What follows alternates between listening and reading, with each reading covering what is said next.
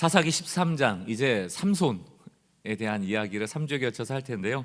오늘 13장 전체 중에서 1절, 5절, 그리고 24절, 25절 이렇게 7절의 말씀을 교독하도록 하겠습니다. 제가 먼저 1절 읽겠습니다. 이스라엘 자손이 다시 여호와의 목전에 악을 행하였으므로 여호와께서 그들을 40년 동안 블레셋 사람의 손에 넘겨주시니라. 소라 땅에 단 지파의 가족 중에 마노아라 이름하는 자가 있더라. 그의 아내가 임신하지 못함으로 출산하지 못하더니 여호와의 사자가 그 여인에게 나타나서 그에게 이르시되, 보라, 내가 본래 임신하지 못함으로 출산하지 못하였으나 이제 임신하여 아들을 낳으리니 그러므로 너는 삼과 포도주와 독주를 마시지 말며 어떤 부정한 것도 먹지 말지니라. 보라, 내가 임신하여 아들을 낳으리니 그의 머리 위에 삭도를 대지 말라. 이 아이는 태에서 나옴으로부터 하나님께 바쳐진 나실인이 됨이라. 그가 블레셋 사람의 손에서 이스라엘을 구원하기 시작하리라 하시니. 24절 있습니다. 그 여인이 아들을 낳음에 그의 이름을 삼손이라 하니라. 그 아이가 자라매 여호와께서 그에게 복을 주시더니. 함께 읽습니다.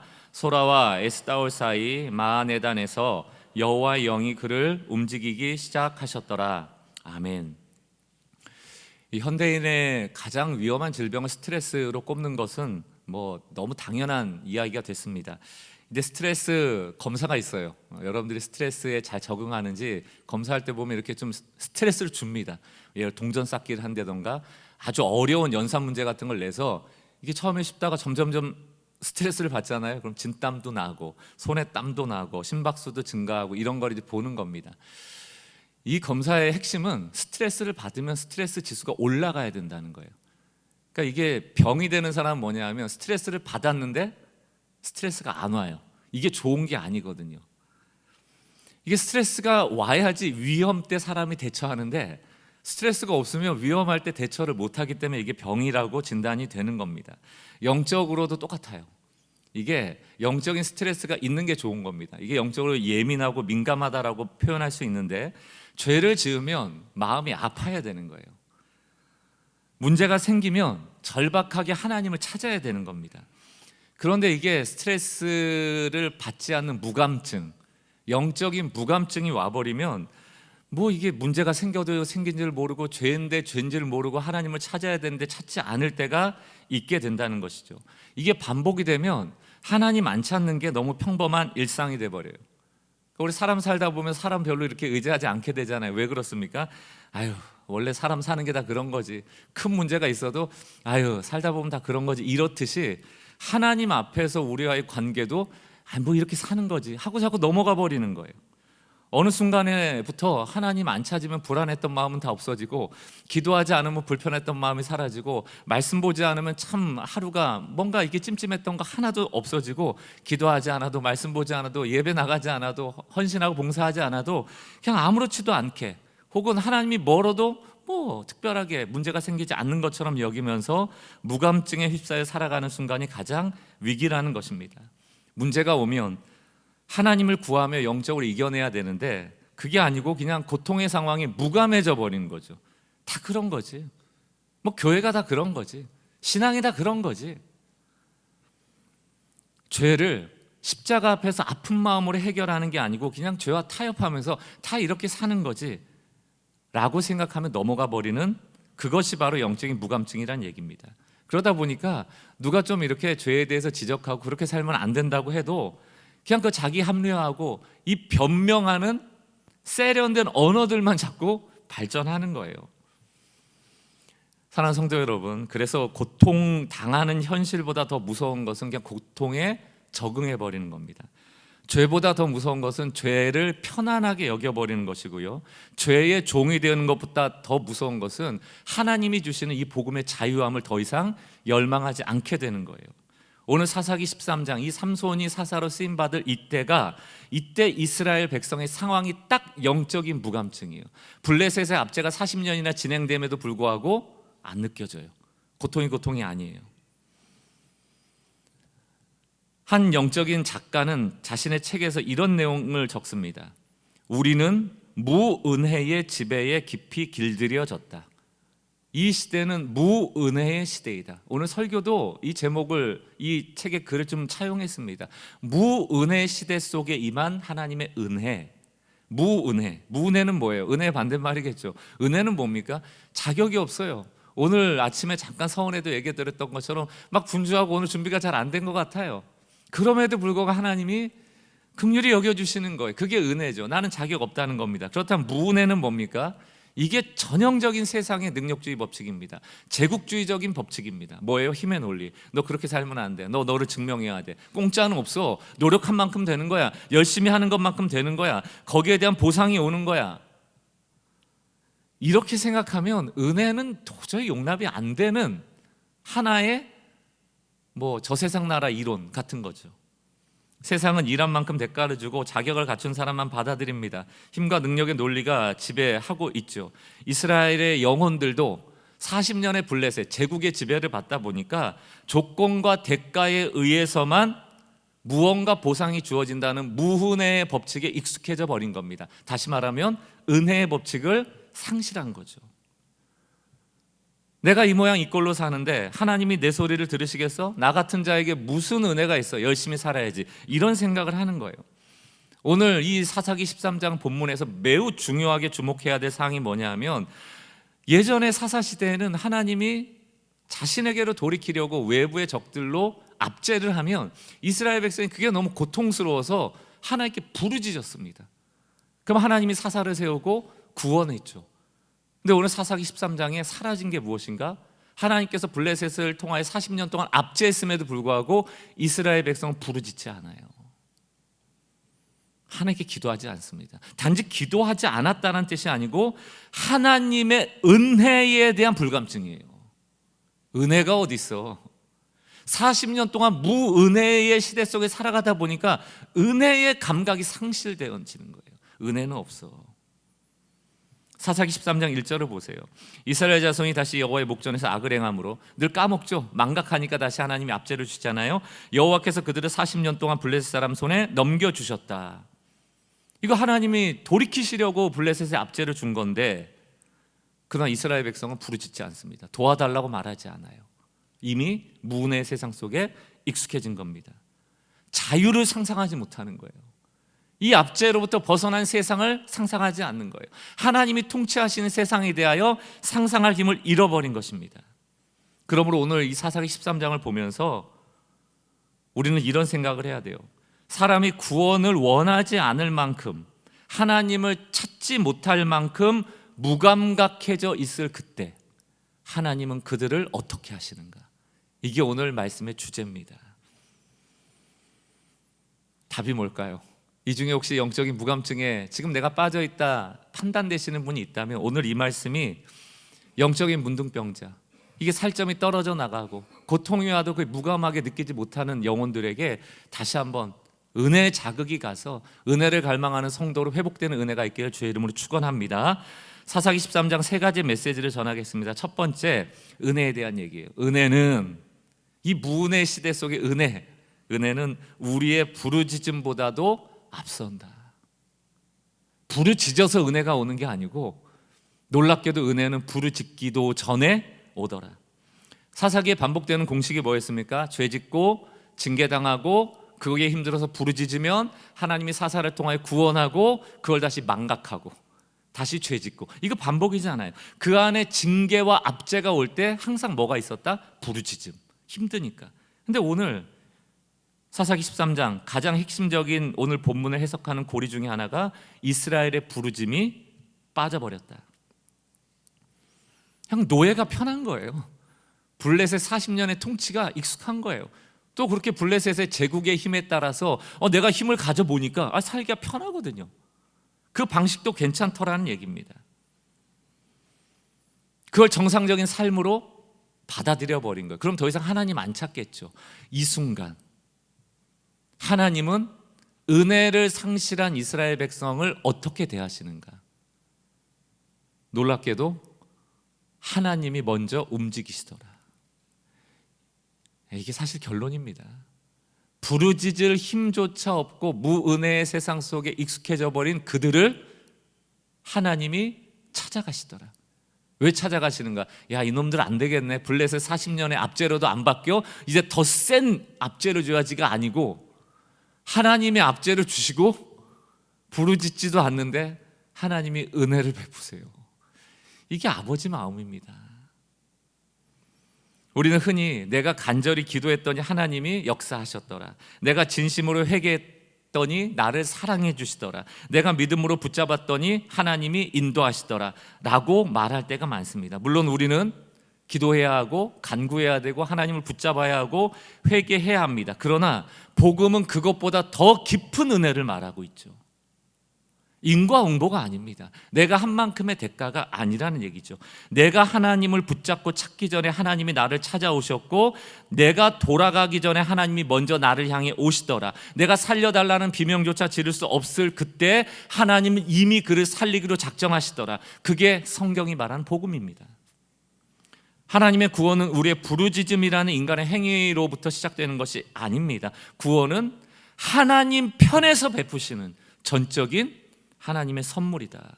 우리는 구원받을 만한 자격이 없기에 늘 겸손해야 합니다. 부르짖을 힘조차 잃어버린 자를 향하여 먼저 찾아오시는 하나님의 포기할 수 없는 긍휼하심, 이것이 사사기 13장을 통한 하나님의 역사죠. 제가 언젠가도 리액션과 액션에 대한 이야기로 설교를 한 적이 있습니다. 오늘도 다시 한번 정리해 드리려고 해요. 하나님은 우리의 기도에 반응만 하시는 분이 아니고 주도적으로 역사하는 분이에요. 제가 그대로 읽어보겠습니다. 하나님의 구원 역사는 인간의 열심이나 반응에 따라 움직이는 리액션이 아니에요. 우리가 어떻게 했더니 거기에 대해서 반응으로 오는 것이 아니고, 하나님의 구원의 역사라는 것은 그 어떤 인간의 자격이나 조건에 매이지 않는 하나님의 절대적이고 선제적인 액션이다. 우리 이걸 신뢰해야 돼요. 그래서 추적하신 하나님, 이런 단어가 있습니다. 우리가 하나님을 막 도망쳐서 어디 반대 방향으로 달려가도 하나님은 우리를 끝까지 추적하신다. 그 사냥개의 예를 들거든요. 한번 먹잇감을 잡으면 끝까지 쫓아가듯이 하나님은 우리의 인생을 한순간도 놓치지 않고 추적하신다. 그리고 기필코 찾아내시고 구원해내신다. 이스라엘은 하나님을 추적하기를 멈춥니다. 이미 40년 블레셋의 제국의 힘에 맞들여 져버렸어요. 무은혜의 시대를 살아가고 있습니다. 그러나 하나님은 이스라엘을 추적하는 일을 멈추지 않으셨고, 하나님의 구원의 역사를 먼저 선행적으로 선제적으로 행하시더라. 제가 요 근래 가장 많이 선포하는 성경 구절 중에 하나일 겁니다. 로마서 4장 4절 같이 한번 읽어보도록 하겠습니다. 시작. 일하는 자에게는, 한번 뛰어나 보십시오. 그 자세히 보면 문해력이 필요하죠. 일하는 자에게는 어떤 삭시 오는데 그 대가는 그냥 보수를 하는 거예요. 월급이라는 얘기입니다. 은혜는 아니래요. 그럼 역설적으로 은혜 받으려면 뭐 해야 되는 거예요?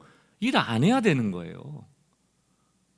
일을 안 해야 은혜가 오는 겁니다. 이 얘기는 뭡니까? 아무것도 하지 말라는 뜻이 아니고, 하나님의 구원의 은혜는 우리의 열심에 따라 혹은 내가 한 만큼의 행위에 따른 보상이 아니다. 그 이상의 것임을 말해주고 있는 거죠. 너희가 아무것도 못할지라도, 때로는 하나님을 등져 떠날지라도 하나님은 추적하시고 발견해내시어 은혜를 베푸신다. 그러니까 우리는 늘 겸손해야 돼요. 우리가 한국교회라고 얘기를 할게요. 또 우리는 교회도 마찬가지고 우리 성도들도 마찬가지고, 왜 자꾸 문제가 생기느냐? 다 별거 아닌 인생들이거든요. 아무것도 아니거든요. 하나님 떠나버리면 진짜 별거 아니거든요. 근데 은혜 받고 나서 본인이 별건 줄 알아요. 여전히 별거 아닙니다. 우리 하나님 은혜 떠나버리고 하나님이 도와주시지 않으면 우리의 그 뛰어난 지혜와 지식 가지고 하나님을 찾아내요 내 힘과 내 주도대로 신앙생활할 수 있는 게 아닙니다. 하나님을 찾지 않는 그 순간도 추적하여 찾아오시는 하나님의 은혜로 우리의 삶은 다 점점이 점철된 거예요. 그걸 아는 사람은 늘 겸손하죠. 하나님의 사랑의 언약 가운데 우리가 있기에, 그 약속을 늘 지키시는 하나님의 신실하심 아래에 있기에 우리가 살아가는 것입니다. 그렇다면 우리는 하나님께 부르짖고 회개하고 막 기도하면 안 됩니까? 안 된다는 얘기가 아니죠. 순서의 문제예요. 순서. 은혜가 늘 앞선다. 하나님의 은혜는 우리가 무엇함에 따른 반응이 아니고 리액션이 아니고 하나님의 주도적인 액션. 선제적 행위다라는 것을 알라는 얘기입니다. 여러분, 애 낳고 아이가 막 우니까 그제서야 부모가 돼요? 원래 부모가 아니었는데, 사랑이 없었는데 애가 막 우니까 그때부터 모성애가 부성애가 나옵니까? 아니잖아요. 이미 부모이기 때문에 작은 신음에도 반응하는 거잖아요. 그리고 때로는 이 아이가 먼저 아플까 봐 선제적으로 액션을 취하잖아요. 아무것도 안 하다가 애 안 보고 있다가 울 때만 봐요? 아니잖아요. 부모는 울 때든 안 울 때든 그냥 애기 때 그냥 그 눈을 떼질 못하잖아요. 추적하는 거예요. 기어다니기 시작하면 아이가 내 눈앞에 안 보이면 어디 갔어 하고 막 찾아가잖아요. 아버지의 마음입니다. 우리의 기도로 하나님의 없던 사랑을 만들어내는 것이 아니고, 우리는 이미 사랑받는 존재이므로 하나님이 찾아오셔서 사랑해 주시는 겁니다. 그러므로 오늘 사사기 13장, 기도조차 할 수 없던 순간에도 하나님은 이스라엘 백성을 놓지 않으셨다가 결론입니다. 내가 하나님께 내딛는 이 첫걸음, 우리가 하나님을 향하여 갈 수 있는 인도하심을 받는 그 순간, 그게 내가 잘해서가 아니고 하나님의 은혜에 우리가 반응하는 거예요. 사사기 13장 3절 말씀 봅니다. 여호와의 사자가 그 여인에게 나타나서 오셔야 돼요. 하나님이 오셔야 해결되는 겁니다. 부르짖음 없는데 하나님이 오시는 거예요. 여호와의 사자가 그 여인에게 나타나서 그에게 이르시되, 보라, 너가 본래 임신하지 못함으로 출산하지 못하였으나 이제 임신하여 아들을 낳으리니, 이렇게 돼 있어요. 이스라엘의 문제를 해결하는데 무슨 군대가 오는 게 아닙니다. 화려한 지도자가 탁 등장하는 게 아니에요. 지도에도 안 나오는 소라라는 아주 작은 마을, 이름조차 기록되지 않은 한 여인, 삼손의 아버지는 마노아 이렇게 나오지만 출산한 여인, 엄마는 누군지 이름도 나오지 않아요. 그것도 태가의 문이 닫혀서 괴로워하고 있는 고난 가운데 있는 한 여인의 닫힌 태를 여시는 것으로 구원을 시작하죠. 사람의 눈으로 봤을 때 구원의 징조가 하나도 보이지 않아요. 그러나 이미 하나님은 일하고 계시다. 여러분 인생에 어떤 문제가 있는데 이 해결될 기미가 안 보입니까?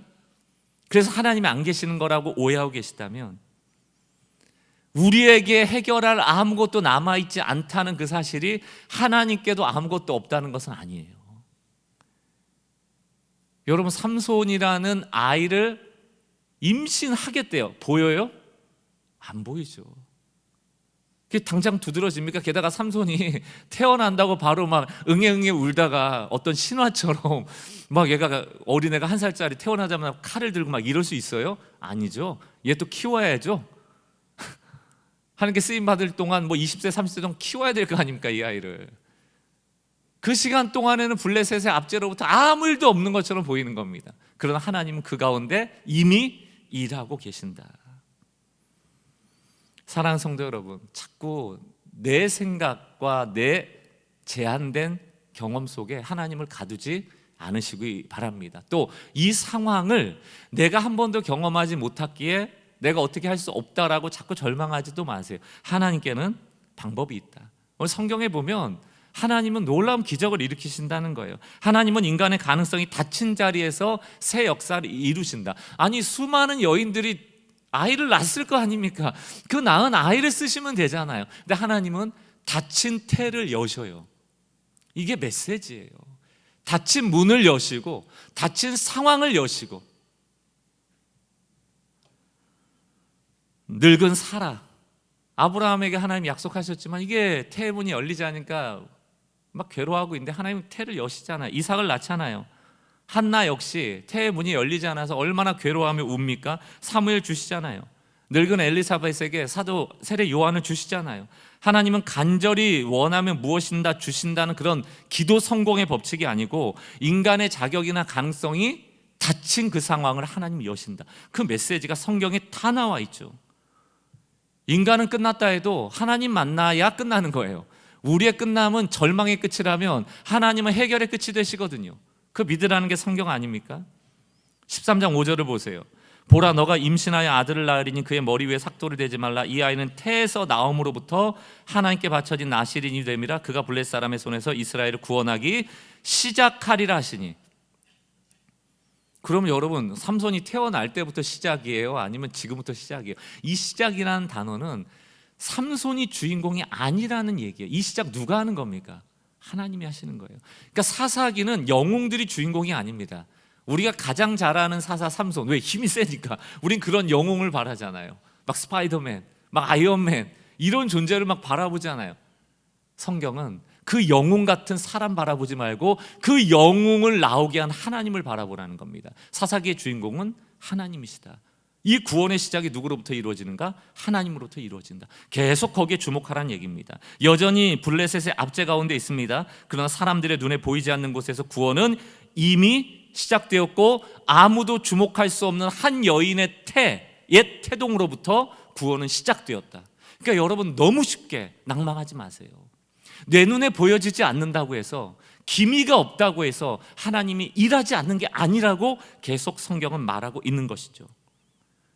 겨울나무가 죽지 않은 이유는 뿌리가 살아있기 때문이고요.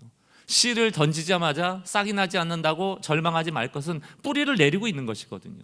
영적인 원리는 그런 겁니다. 사사기 13장 24절 25절 맨 마지막 구절, 그 여인이 아들을 낳았대요. 약속대로 낳은 겁니다. 그의 이름을 삼손이라 하니라. 그 아이가 자라면 여호와께서 그에게 복을 주시더니 25절, 소라와 에스다올 사이의 마하네단에서 여호와의 영이 그를 움직이기 시작하셨더라. 태의 문을 열어서 구원하기 시작하셨더라. 하나님의 영이 태어나니까 그를 움직이기 시작하셨더라. 누가 일하고 계시는 거예요? 하나님이 일하고 계시더라. 하나님의 영이 일하고 계시더라. 사랑하는 성도 여러분, 여러분에게도 닫혀있는 무언가가 있으세요? 뭐 그게 쉽게 변하지 않는 우리 자녀들의 문제일 수도 있고, 배우자의 문제일 수도 있고, 관계의 상처일 수도 있고, 진짜 오랫동안 기도하고 있는데 닫힌 문처럼 열리지 않는 그 기도 제목일 수도 있습니다. 또 좀 하나님 앞에 잘해보고 싶은데 잘 안 고쳐지는 죄의 습관들, 그것도 마찬가지로 닫힌 문처럼 보이겠죠. 또 교회를 좀 생각하시는 분들 계세요. 한국 교회를 보면서 너무 막막하다, 이게 소망이 있나, 닫힌 것처럼 보시는 분들이 계십니까? 우리 눈에 모두 닫힌 태처럼 보여지고, 아무리 노력하고 시도했지만 안 열려질 것 같지만, 그래서 이제 끝났다라고 우리 마음에 절망하고 있지만, 우리가 기억해야 될 것, 하나님은 새 일을 행하신다. 항상 새 일을 시작하신다. 그리고 이미 여러분 가운데 시작하셨을 수도 있다. 그러므로 새 일을 시작하시는 하나님의 인도하심, 그것을 오늘 이 사사기 13장 태의 문을 열으시는 하나님을 통하여 믿음으로 보시고, 그 하나님이 나의 하나님임을 받아들이시는 성도들 되시길 주의 이름으로 축원합니다. 하나님의 은혜는 우리의 가능성 때문이 아니고 약속이에요. 성경이 우리에게 약속이잖아요. 왜 삼손에게 임한 하나님이 우리 가운데 역사하지 않으시겠습니까? 늘 은혜는 우리의 부르짖음보다 앞선다는 걸 기억하시기 바라요. 두 번째, 은혜는 우리가 원하는 것보다 항상 크게 옵니다. 우리가 원하는 것보다 항상 크다. 그래서 기도에 대해서 제가 가끔 설교할 때 이런 얘기를 드리잖아요. 하나님께서 여러분들에게 한 가지 선택권을 준다면 그거 꼴랑 쓰지 마시라고. 하나님 그거 한 가지 요거 주세요 이러지 말고, 나는 기꺼이 그 선택권을 하나님께 돌려드릴 것이다. 왜? 나보다 나를 더 잘하시는 하나님, 나에게 가장 좋은 것을 주실 수 있는 하나님. 이게 진짜 믿음이죠. 근데 참 쉽지가 않죠. 내가 원하는 게 있으니까. 이상하게 하나님은 좀 조금 주실 것 같잖아요. 좀 고생시키실 것 같고, 막 헌신을 요구하실 것 같고, 돈은 안 주실 것 같고. 이게 우리의 오해 아닙니까? 하나님이 가장 좋은 거 주신다고 믿는다면 기도는 하나님께 자꾸 맡겨드리는 겁니다. 13장 8절 보세요. 마노아가 아들의 탄생 소식을 듣고 하나님께 한 가지 기도를 하는데, 주여 구하옵나니 주께서 보내셨던 하나님의 사람을 우리에게 다시 오게 하사 우리가 그 낳을 아이에게 어떻게 행할지를 우리에게 가르치게 하소서. 이렇게 되어 있습니다. 이 마노아 얼마나 귀해요. 이제 약속만 하고 떠나셨는데 다시 오시라는 것, 물어볼 게 있는데 애가 태어나면 어떻게 키워야 되냐 이거예요. 뭐뭐 해야 되냐는 거예요. 하나님께 쓰임 받으려면 어떻게 행할지를 좀 알려달라는 거예요. 굉장히 신앙적으로 보입니다. 우리의 기도도 이렇지 않아요? 이게 우리의 약점이기도 합니다. 우리는 뭔가 이 무은혜 시대 속에서 이 경쟁에서 살아남기 위해서는 무언가 해법이 명확해야 된다고 생각해요. 내가 이해가 되어지고 내 것이 되어져야지 이게 힘이 되어지고 이 시대를 돌파하고 뚫고 나갈 수 있다고 생각을 합니다. 그래서 하나님께 기도하는 대부분의 내용들이 좀 명확하게 달라는 거죠. 이거 해야 됩니까? 이 사업 투자해야 됩니까? 이 자녀 여기 이 대학 보내야 됩니까? 이 사람과 결혼해야 됩니까?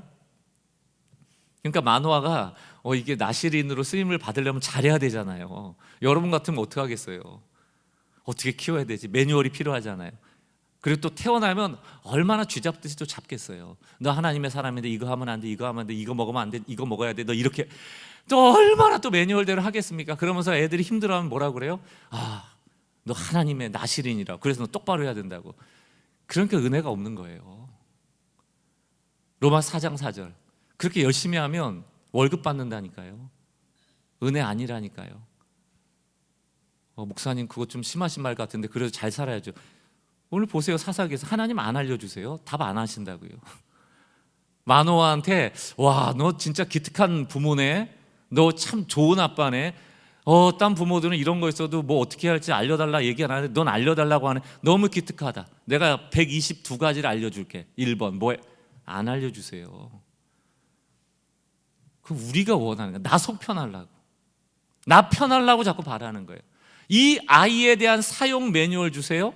그런 기도는 응답되지 않습니다. 오히려 하나님은 어떻게 행해야 되는지에 대한 매뉴얼 대신 하나님을 보여주시죠. 그 얘기는 뭡니까? 매뉴얼 갖고 사는 게 아니고 날마다 문제를 만날 때마다 하나님 찾으라는 얘기예요. 그때마다 하나님은 갈 길을 보여주신다. 그러니까 내 발의 등인 거예요. 하나님의 말씀은. 그러니까 맨날 한 걸음씩 보여주시는 거예요. 헤트라이트가 아니라니까요. 우리는 인생의 세밀한 사용 설명서 원하지만 하나님은 하나님의 얼굴 보여주길 원하신다. 늘 찾아오길 바라신다. 제임스 패커 목사님이 쓰신 하나님을 아는 지식 똑같아요. 사람들은 하나님에 관한 정보를 더 갈망한대요. 하나님에 대한 정보, 내 아들에 대한 정보, 내 앞일에 대한 정보를 하나님을 통하여 얻기를 원하는 정도이라는 얘기입니다. 하나님을 구하는 것이 아니고 늘 하나님께 구하는 기도에 멈출 때가 많다는 얘기죠. 하나님은 우리에게 해결할 수 있는 설명서만 주고 앞으로 잘해봐 기특하다라고 떠나시는 게 아니고 날마다 찾아오셔서 하나님의 기묘한 일을 보여주시길 바라시죠. 그래서 마노아에게 뭐라고 답하십니까? 13장 18절 같이 있습니다. 시작. 여호와의 사자가 그에게 이르시되 어찌하여 내 이름을 묻느냐? 기묘자, 묘하다. 기이하고 묘하다. 그러니까 기이하고 묘하니까 여러분들한테 설명서 줘봐야 못 알아듣는다는 얘기입니다. 우리는 하나님의 뜻을 우리에게 글로 줘봐야 우리는 뭐예요? 희한하네. 이거 뭐 하라는 거지? 이거 해도 되나? 이럴 텐데 주면 뭐 하냐고요. 그러니까 하나님 뭐라고 그러는 거예요? 나 기묘한 자야. 너 이해 못해. 그때 믿음으로 순종해야 돼.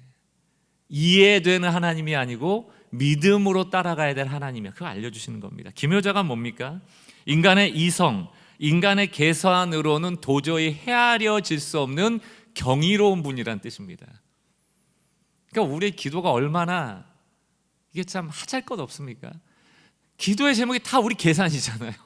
이렇게 하면 좋을 것 같은데 우리의 이성이잖아요. 우리의 논리잖아요.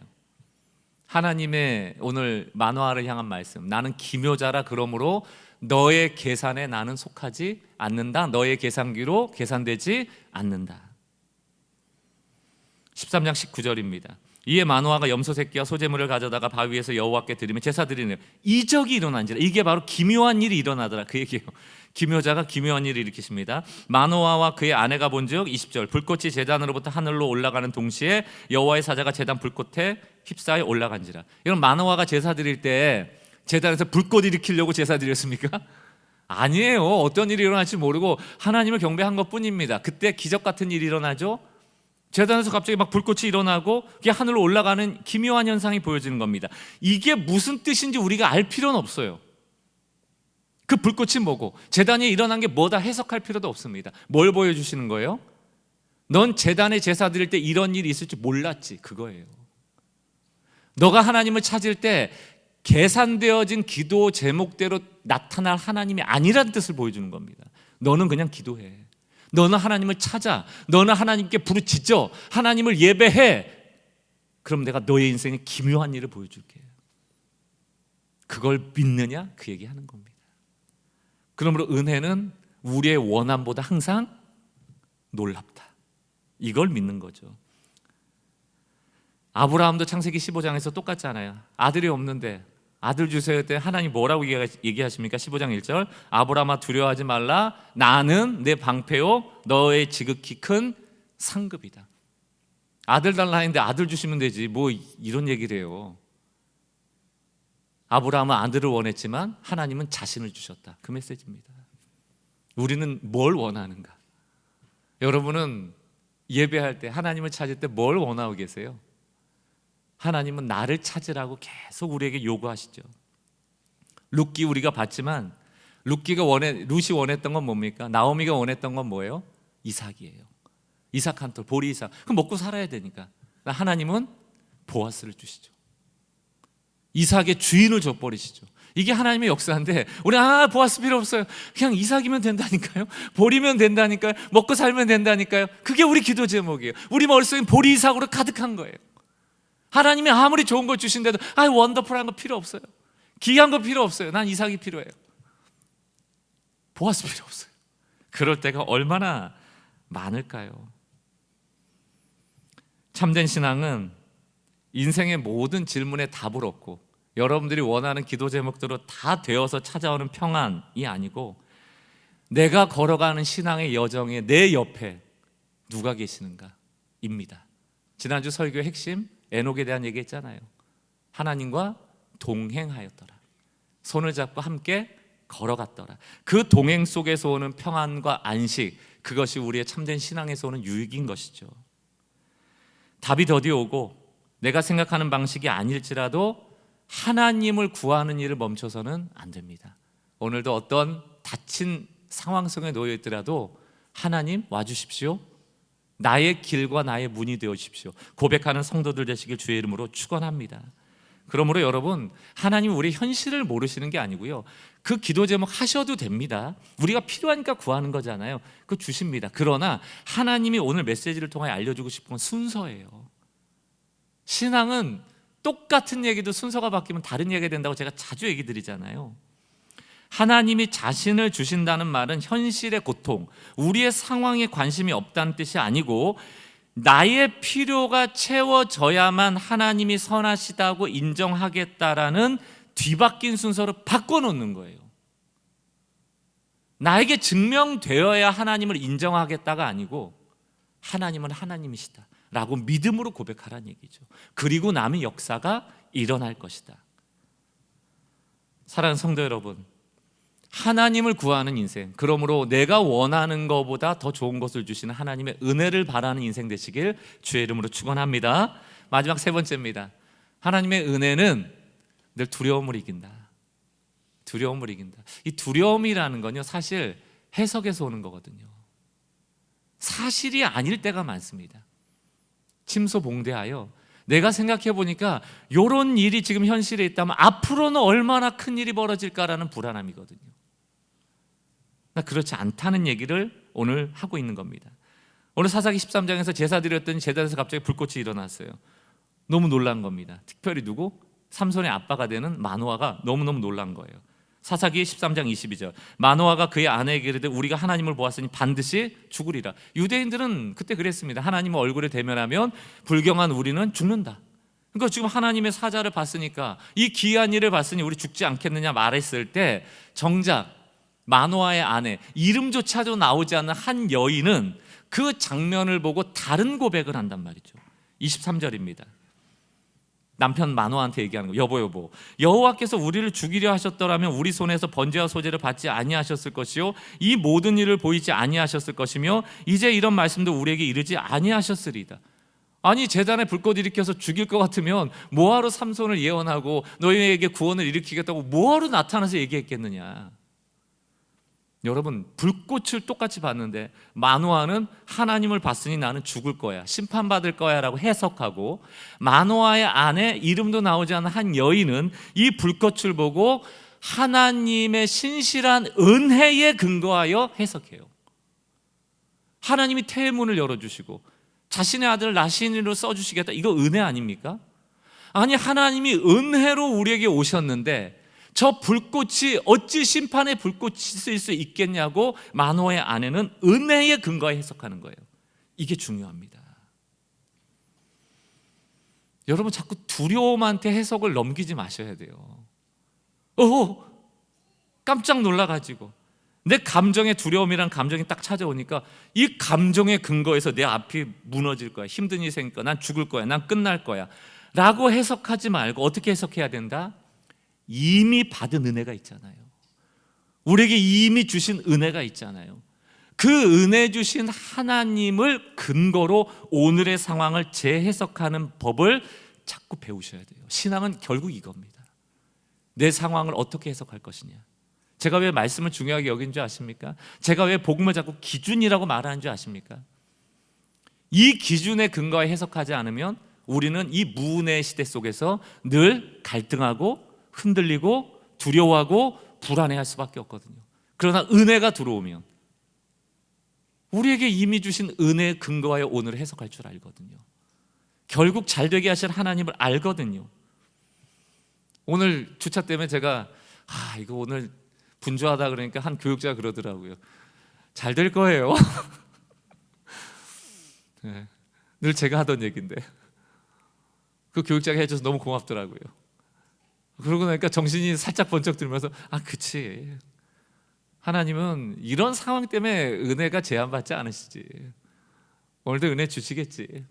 돌아가면서 주차가 복잡복잡하면 무슨 얘기 하셔야 되는, 무슨 생각 하셔야 되는 거예요? 그래, 또 뭐 저 좋은 일 주시려나 보지, 좀 견뎌보지, 이 조급한 나를 훈련하나 보지. 은혜로 자꾸 해석하셔야지.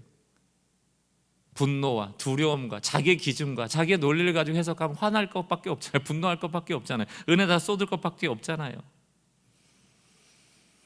우리에게 예수 그리스도 제물로 내어주셨잖아요. 하나님이 생명을 주셨잖아요. 우리는 문제를 만나면 너무 쉽게 하나님이 나를 버리셨다라고 결론을 내려버려요. 우리의 불안은 아직 오지도 않은 미래로 오늘 우리를 자꾸 끌고 와서 정죄하는 것 아닙니까? 하나님의 침묵을, 응답의 지연을 하나님께서 나를 거절했다라고 자꾸 해석하지 않습니까? 잘못된 해석이죠. 자꾸 자기 영혼에게 선포하셔야 돼요. 여러분, 우리 버릴 것 같으면, 우리 지옥 보낼 것 같으면 왜 예수님 오셔요? 왜 성령을 보내셔서 우리에게 감화 감동을 주시겠습니까? 믿음은 슬픔이나 두려움을 부정하지는 않아요. 슬픈 일이 오고 두려운 일이 오는데 왜 두려워하지 않고 왜 슬퍼하지 않겠습니까? 그러나 그 감정으로 해석하지 말라는 얘기입니다. 그 감정으로 최종 해석권을 넘기지 말라는 얘기예요.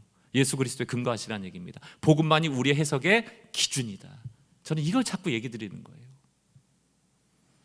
이 맥락에서 로마서 8장 32절은 우리가 매일매일 되뇌어야 될 성경 말씀이죠. 우리 같이 한번 큰 목소리로 읽어보겠습니다. 시작.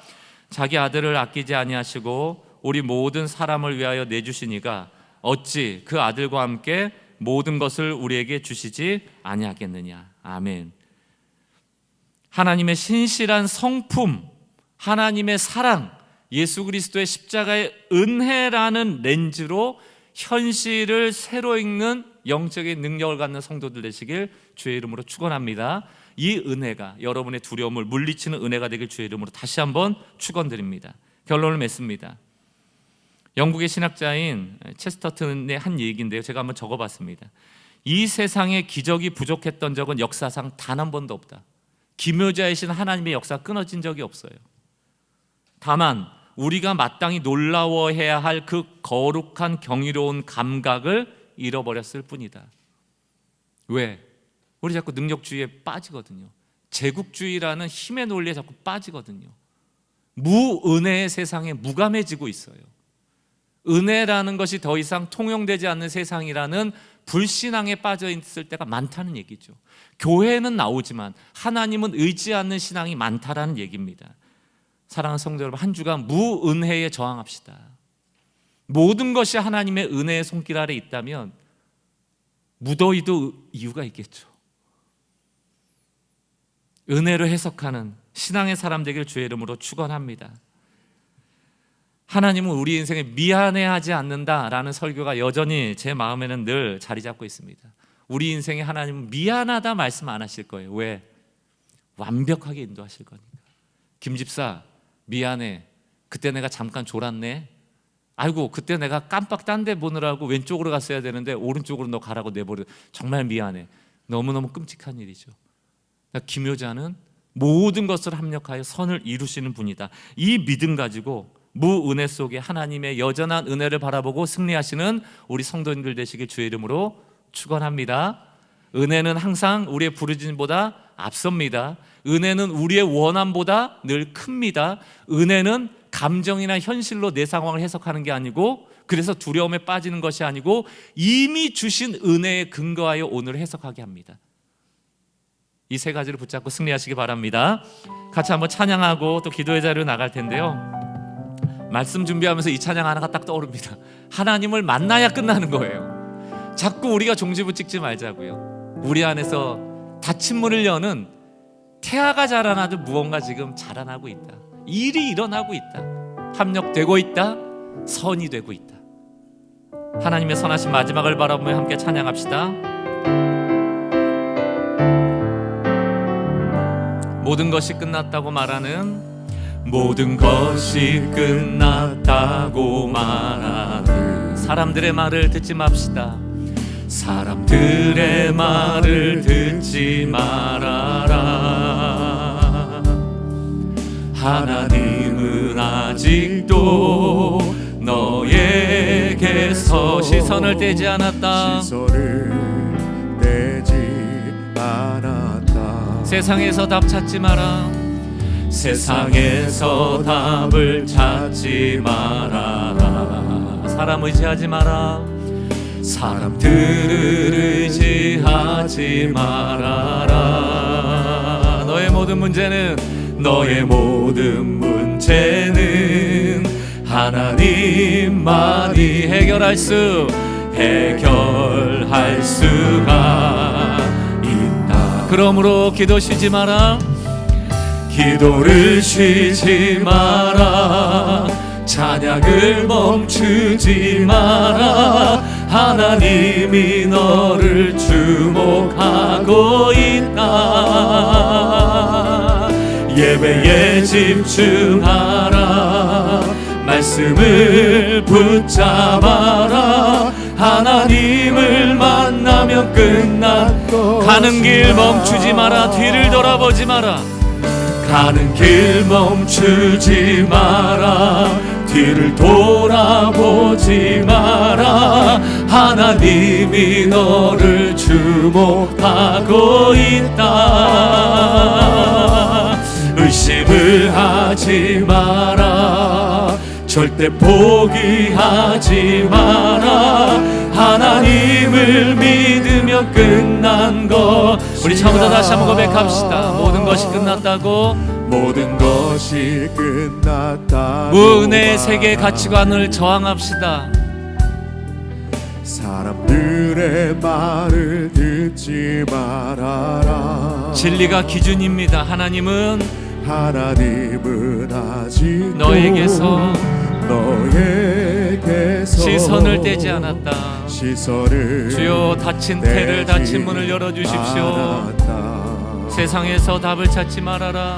세상에서 답을 찾지 말아라. 하나님만 의지합시다. 사람들 의지하지 마라. 사람들을 의지하지 말아라. 아멘 아멘.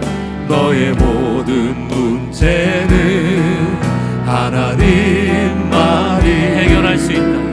해결할 수가 있다. 하나님을 구합니다. 기도를 쉬지 마라. 찬양을 멈추지 마라. 하나님이 너를 주목하고 있다. 여호와 이레 하나님, 예배에 집중하라. 말씀을 붙잡아라. 하나님을 만나면 끝난 것이다. 가는 길 멈추지 마라. 가는 길 멈추지 은혜를 향하여 마라. 나갑시다. 뒤를 돌아보지 마라. 하나님이 너를 주목하고 있다. 의심하지 맙시다. 의심을 하지 마라. 절대 포기하지 마라. 하나님을 믿는 우리에게 주신 가장 큰 은혜를 선포합시다. 예수, 예수, 예수의 이름은 세상의 소망이 오직 예수, 예수의 이름은 전국의 힘. 다시 한번 선포합시다. 예수의 이름은 예수의 이름은 우리의 삶에, 우리의 가정에, 우리 교회의 소망입니다. 세상의 소망이요. 예수, 예수의